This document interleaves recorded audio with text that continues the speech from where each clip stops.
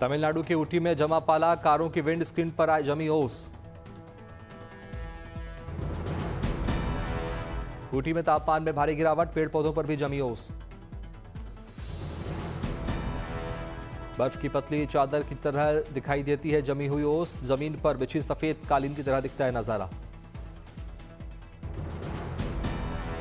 ऊटी में तापमान 0 degree Celsius से नीचे, बर्फीली हवा से बचने के लिए आग तापते दिखे लोग। पाला जमने से बढ़ा ऊटी का प्राकृतिक सौंदर्य, पर्यटकों की यहां से बढ़ी उम्मीद।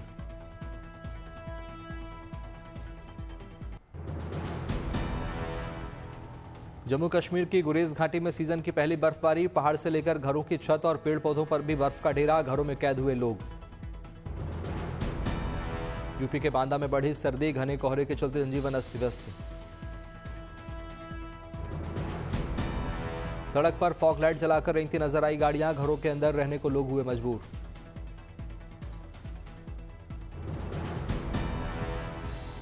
उत्तर प्रदेश के चंदौली और आसपास के इलाकों में घना कोहरा, वाहनों की थमी रफ्तार।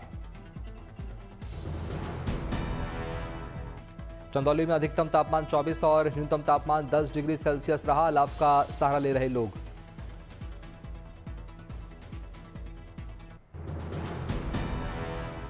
सोनीपत में लगातार दूसरे दिन कोहरे ने थामी वाहनों की रफ्तार, विजिबिलिटी हुई कम, वाहन चालकों को हुई परेशानी। हाईवे पर रेंगती दिखी गाड़ियां, कई वाहन चालकों ने किया कोहरा छटने का इंतजार।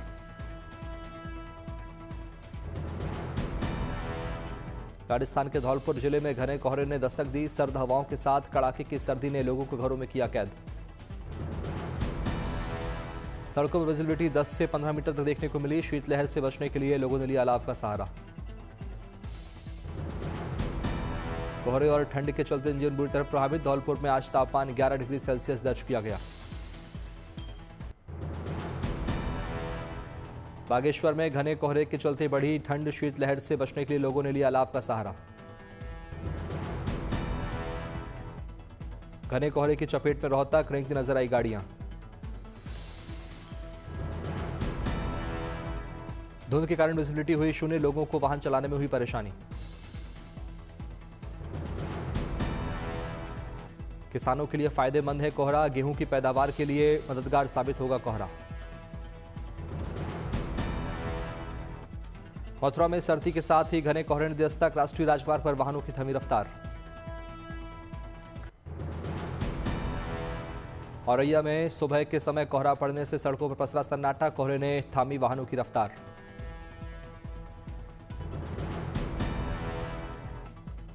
शीतलहर बढ़ने से जनजीवन हुआ प्रभावित, लोगों ने लिया अलाव का सहारा। फतेहपुर शेखावाटी में मौसम के तीखे तेवर, दोपहर में गर्मी, रात को गलन। फतेहपुर शेखावाटी में रविवार को 0 तापमान, 6.5 डिग्री रहा, शुष्क मौसम ने रात में बढ़ाई सर्दी। मध्य प्रदेश के पन्ना में घना कोहरा, विजिबिलिटी 20 मीटर तक सिमटी, NH 39 पर रेंगते दिखे वाहन।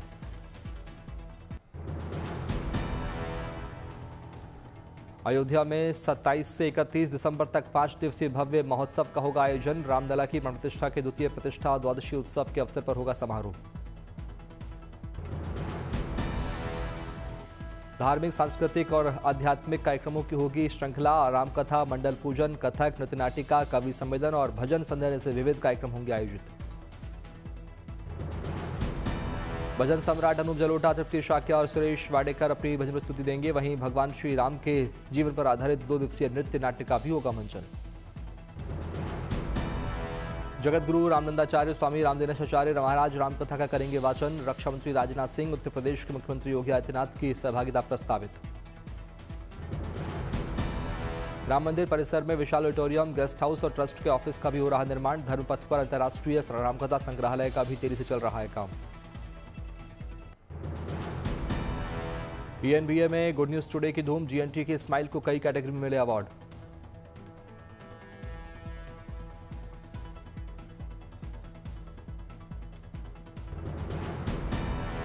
GNT के मॉर्निंग शो शुभ समाचार को मिला पुरस्कार, एनबा की गोल्ड अवार्ड से सम्मानित।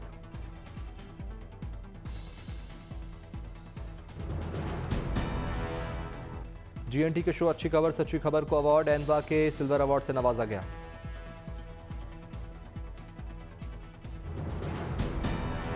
तथ्यों की परख करने वाले शो फैक्ट चेक को भी मिला सम्मान, एनवा का सिल्वर अवार्ड मिला।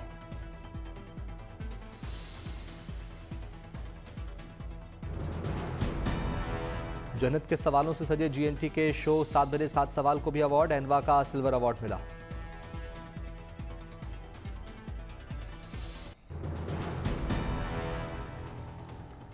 एनवा अवार्ड्स में सहयोगी चैनल आज तक की धूम, नंबर 1 हिंदी न्यूज चैनल का मिला अवार्ड।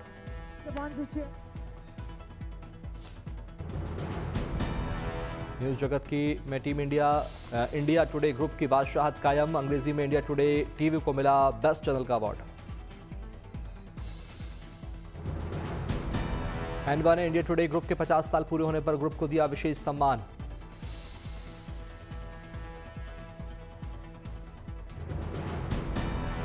सहयोगी चैनल आज तक को बेस्ट करंट अफेयर्स और बेस्ट टॉक शो का मिला गोल्ड अवार्ड। एनवा अवार्ड्स में बेस्ट इन डेप्थ सीरीज और बेस्ट बिजनेस प्रोग्राम से भी सम्मानित।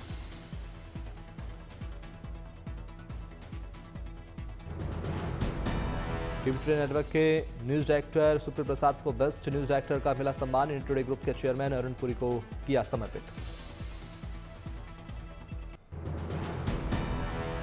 जयपुर में आयोजित स्वच्छता जागरूकता कार्यक्रम में शामिल हुए CM Bhajanlal Sharma. Implementation plan for single use plastic free cities पुस्तक का विमोचन। राज्य स्तरीय स्वच्छता जागरूकता कार्यक्रम के तहत सीएम भजनलाल शर्मा ने किया श्रमदान, पौधारोपण कर स्वच्छता का दिया संदेश। आंध्र प्रदेश के मदनपल्ली पहुंचे उत्तराखंड के सीएम पुष्कर सिंह धामी। पूर्व प्रधानमंत्री अटल बिहारी वाजपेयी की प्रतिमा का किया अनावरण। पटना पुलिस लाइन में जाति आधारित मेस की व्यवस्था समाप्त। सीएम नीतीश कुमार ने 4000 क्षमता का सेंट्रलाइज किचन और कांस्टेबल बैरक ब्लॉक का किया उद्घाटन। मुंबई पहुंचे अर्जेंटीना के star footballer Lionel Messi. Wankhede stadium में लियोनेल मेसी को देखने के लिए उमड़े फैंस।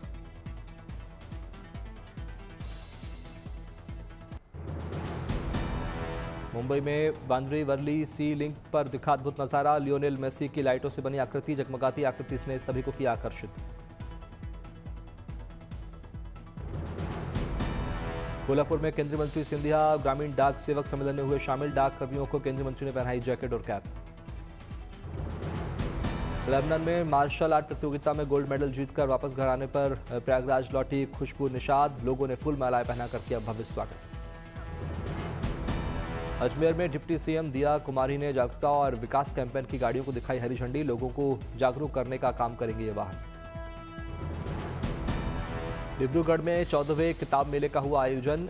कार्यक्रम में शामिल हुए केंद्रीय मंत्री सर्बानंद सोनोवाल। केंद्रीय मंत्री ने किताबों के बारे में ली जानकारी। भुवनेश्वर में अभिनेता अक्षय कुमार ने किया फैंस से संवाद। सभी को नशे से दूर रहने की सलाह दी। महाराष्ट्र में सिडको के घरों की कीमत में 10% की कमी। 17,000 घरों के लिए लॉटरी जल्द।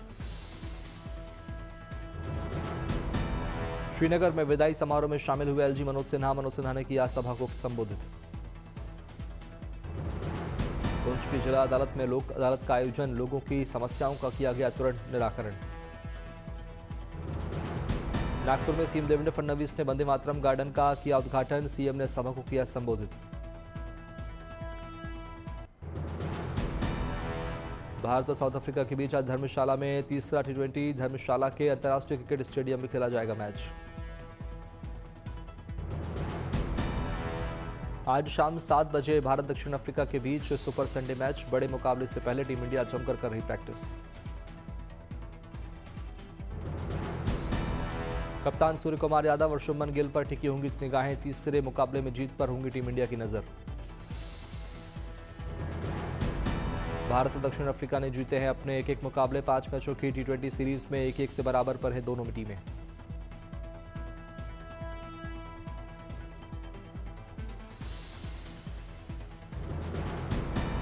मुल्लामपुर में दूसरे टी20 में टीम इंडिया को मिली थी हार। कटक में पहले टी20 भारत को मिली थी शानदार जीत। रक्षा के क्षेत्र में भारतीय सेना की बढ़ेगी और ताकत। सेना को मिलेंगे 120 किलोमीटर रेंज वाले पिनाका रॉकेट।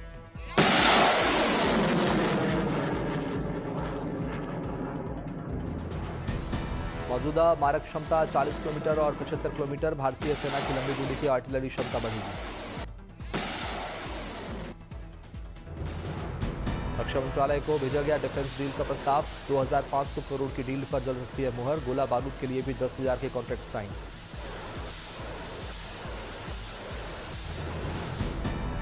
डीआरडीओ द्वारा विकसित ये रॉकेट मौजूदा लॉन्चर से चलेंगे। Pinaka multi barrel rocket launcher पूरी तरह से स्वदेशी है।